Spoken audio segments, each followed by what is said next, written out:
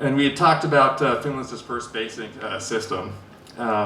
This is definitely something that we believe the Super Hornet and Growler are the best suited for, especially given that the Hornet is currently conducting these type of operations.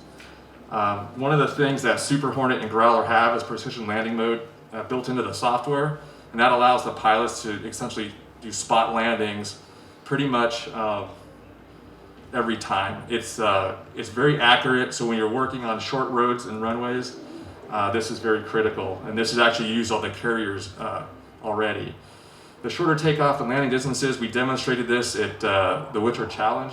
On average, given the configuration, the Super Hornet and Growler actually take off about 1,000 feet shorter than the current Hornet.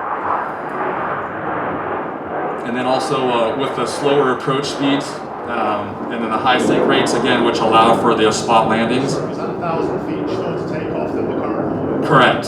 Yeah, absolutely. And then obviously the brakes, the brakes and the landing gear allow the jet obviously to land in a much shorter landing distance as well. And then of course with the tail hook, that's one of the specific features that's unique to the Super Hornet and Growler, which allow you to take the arrested landings that actually other planes can do arrested landings, but there's some maintenance that has to be done after that, where the Growler and Super Hornet can just take the arrested landing, raise the hook, and then taxi away and go fly again without any maintenance inspections. And of course, 2 engines is pretty much better than 1 in my opinion. Maybe I'm a little biased. And then obviously the minimal maintenance to logistics footprint that you need in the distributed operations. I think we demonstrated this during the flight evaluation here in Finland when we brought 3 jets over, 2 Super Hornets and a Growler, and we put all the maintenance personnel and all the equipment we need for that evaluation on a single DC-10 tanker and flew it halfway around the world to get here. So, oops, sorry. And so the last point I'll make here in terms of why we think the Super Hornet and Growler are a very good fit for Finland is the ease of transition. So I think this is even more important today than it was before due to the economic environment. The critical thing here, I think everybody wants to be assured, is can it fit in the current budget? Absolutely. In terms of the life cycle costs, the Super Hornet Growler fleet can fit in the current Hornet operational cost. The transition from a Hornet to a Super Hornet or Growler pilot is 10 flights. So if you're a qualified Hornet pilot with some experience, you can do 10 flights. It's maybe a month's time frame to convert from one platform to the other. And this also goes as well for the maintenance personnel. It's a very short time for them to convert. You can use up to 60% of your current infrastructure.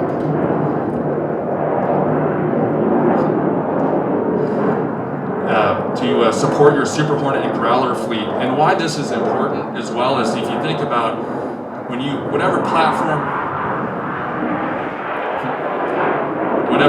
platform you purchase next, there's a point where you're going to be operating 2 fleets. You're going to be operating your current Hornet fleet and then whatever fleet you're transitioning into. So you're going to have two sets of infrastructure, 2 sets of logistical supply chains. And if you go with the Super Hornet Growler solution, it's really almost seamless transition. You can use the same infrastructure to support both fleets. And that is a lot of cost savings in that years that you transition in, also as well as going forward. And then of course, with the capability insertion plan of the future, of course, that will keep the Growler viable and the Super Hornet viable to the 2060s. So with that being said, we really believe this is a true multi-role combination for Finland. Looking at the F-18 Super Hornet itself, it is a true multi-role fighter. It was designed that way from the start. It is in the name of the jet itself by the FA designation. It's the only one that carries that fighter and attack. and along with the growler, you give yourself a complete package of and the flexibility to operate and address all these mission sets. And that's something that I believe Finland really needs, given you're buying one set of airplanes. You want the most versatility, the most capable, and the most flexible to not only address your requirements now, but to be able to grow in the future and address whatever threats may occur then.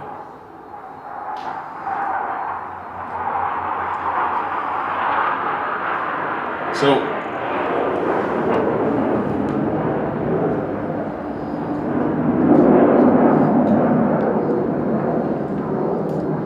some of the other platforms you can see here in the tent that we have is their power teaming system. It is being developed by our Boeing Defense Australia organization, and it's just one of the things that you've seen in the media, and we can discuss further. And then also, as you see, the T7 here, I recently designated the Red Hawk. I think last time we discussed it did not have the designation, so obviously this is one of our key platforms as well that we will feature here at the air show. We can also answer questions about that later. And with that being said, I will turn the